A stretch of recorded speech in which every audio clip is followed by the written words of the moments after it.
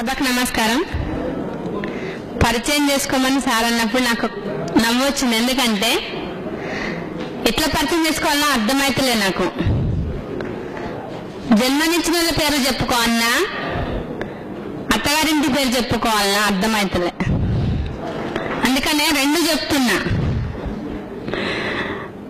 ముందైతే నేను Sonnayila కృష్ణవేణిని, doctor of Sonnayila Narsaiah.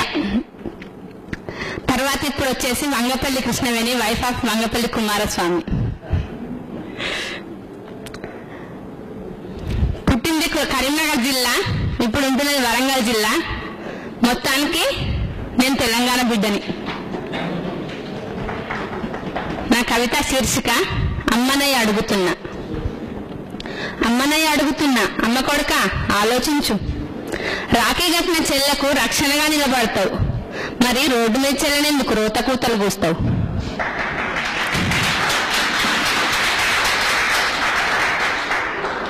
పక్క నుంచి లేవంగానే అమ్మ కాళ్ళని కళ్ళకద్దుకుంటావు, మరి పిల్లనిచ్చిన అమ్మనెందుకు అమ్మ నవ్వుతుంది తిడతావు? బువ్వబెట్టే తల్లి భూతల్లి అంటావు, మరి నీ పిల్లల తల్లిని ఎందుకు కట్నం కోసం కాటి కంపుతావు? వాకిట్ల మొలిసిన తులసి చెట్టును ఆడబిడ్డను పూజిస్తావు, మరి నీ కడుపులో పుట్టిన బిడ్డను ఎందుకు చెత్త కుప్పల పాలు చేస్తావు?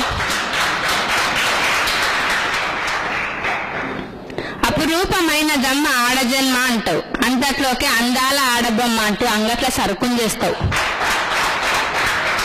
విలువల వలవలు విప్పేస్తూ అంగాంగ ప్రదర్శన చేపిస్తావు.